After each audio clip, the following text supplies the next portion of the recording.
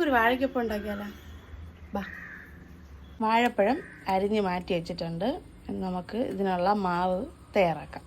നമ്മൾ ഫസ്റ്റ് ഇടാൻ പോകുന്നത് ഒരു തവിയോളം മൈദാമാവ് ഇലയ്ക്ക ഇതിലോട്ട് ചേർക്കാം. കുറച്ച് മഞ്ഞൾപ്പൊടി കൂടി ഇടാം കളറിന് വേണ്ടിയിട്ട്. ഇതിനെ നമുക്കൊന്ന് മിക്സ് ആക്കാം. ഇതിലേക്ക് നമുക്ക് കുറച്ച് ദോശമാവോ ആട്ടി വച്ചിരിക്കുന്ന ഇഡ്ഡലിയുടെ മാവോ ഏതായാലും കുഴപ്പമില്ല, നമുക്ക് കുറച്ച് ചേർത്ത് കൊടുക്കാം. ഇത് പഴംപൊരിക്ക് കുറച്ച് നല്ല സോഫ്റ്റ് ആവാനും ഫ്ലഫി ആവാനും നന്നായിട്ട് സഹായിക്കുന്നൊരു സാധനമാണ്. അത് കഴിഞ്ഞ് നമുക്ക് കുറച്ച് കോൺഫ്ലവർ കൂടി ഇടാം. ഫ്ലവർ ഇല്ലാത്തവർ നമ്മുടെ അരിപ്പൊടി ഇട്ടാലും മതി.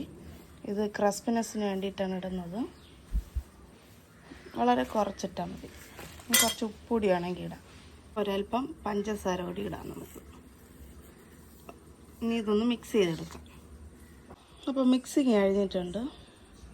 ഇനി നമുക്ക് വാഴയ്ക്കപ്പം ചുടാം. ഇങ്ങനെ പഴംപൊരി ആയിക്കൊണ്ടിരിക്കുന്നു.